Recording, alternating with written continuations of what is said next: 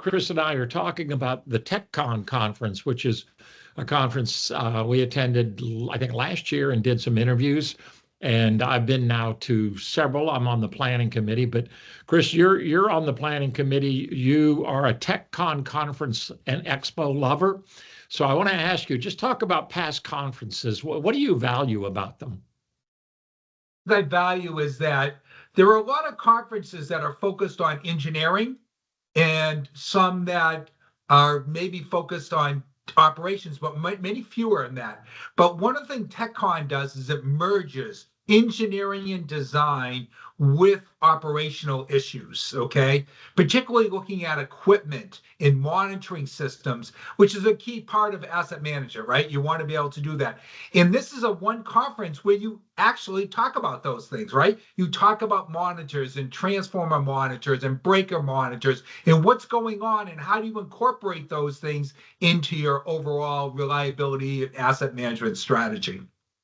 Yeah, So excellent. I think too many people think because it is put on by and hosted by TJH2B that it is about oil. I've been, and I got to tell you, it's about everything other than oil, sometimes oil, but it yeah. really is about, for a practitioner, someone who's out there in the field or someone who's managing substations or any part of the modern grid, it's a must see, which is my second question. We got one coming up here in Atlanta, my hometown, so I will be there, and in March. And tell me a little bit about why you think somebody should come to this coming one. And other than it's in Atlanta, it's at a great location, Buckhead, which is the center of downtown, the new downtown. But other than that, why should people come to this conference? Well, I would just start with the fact that something you said, which is it is not all about oil, but because in the planning committee we get a bunch of executives and industry people says what is hot in the industry and what would people want to know about. So we ask the questions and then build the program around those questions that people want to know about. Okay, so this conference has seminars and training. So you can learn about tap changes from the largest tap changer company in the world, right? Everybody uses them.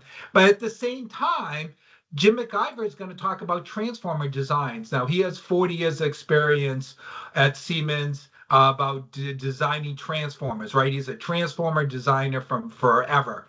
And he takes through a tutorial of how a transformer is built, how to test it, the issues that go wrong with transformers in the manufacturing as well as afterwards.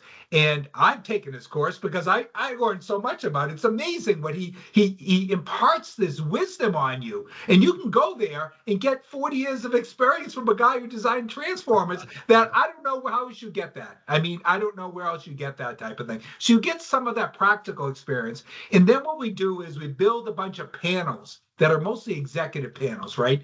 And we get a lot of executives to talk about things like resilience and what they're doing with reliability and resilience. We're doing some issues around preparedness right now with a lot of the emergencies and hurricanes and wildfires that are going on. How well a utility is prepared is super important. So we have that. We have some people like Mark Larberry, who's the senior vice president at NERC, coming in to talk about emerging technologies in the transformer space and how they're going to integrate those into their regulations on overall transmission. Where are you going to get that information? You know, you're going to hear that right from Mark in talking. And there's going to be panels about executive panels from several different utilities of people who know the industry are saying, this is what we think is going to change in the next couple of years.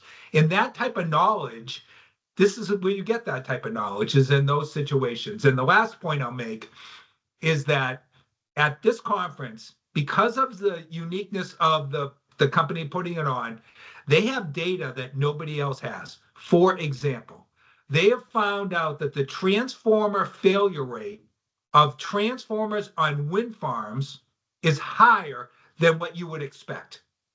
Now, why is that? Now, they have done a lot of work in this area, and they're going to present another paper. But the first time I've ever heard this was at a couple of years ago at a TechCon, where they said, geez, we're seeing this rate in Europe of transformers that are failing. Now, typically smaller wind farms, the transformers used on individual wind farms are just regular distribution transformers. They're finding that doesn't work. So you have to do something different. Well, I never saw an IEEE paper on this. I didn't come up at Seagray anywhere. I don't know where else I learned about it there. And when I tell people that, they said, "How did you find out about that?" I said, "I was at TechCon and we heard it." And there's going to be another paper in March about that from one of the transformer oil experts to talking about what they found.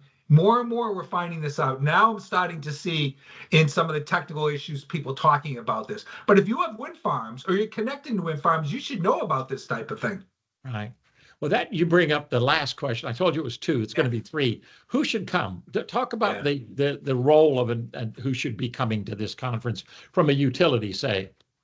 I would say there's two types. It's two types of populations. It's your technical engineering people, Right. to know about some of this stuff. Because what happens is design engineers know design. They don't always know what goes on after you build it, right? So Yeah. getting that knowledge about maintenance and some of the other stuff is always a good thing for engineers to have in general, right?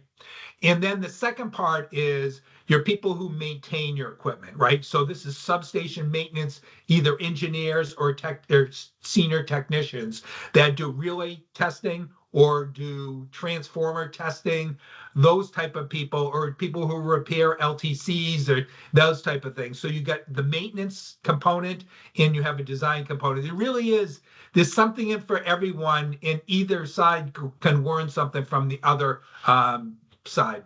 Excellent. Well, if somebody listening to this doesn't come, then they're not listening. Okay. Chris, thank you so much. I appreciate it. I look forward to seeing you there, if not sooner. Great. Thank you, Alan. Thank you for Okay. asking me. All right. Bye-bye. Bye.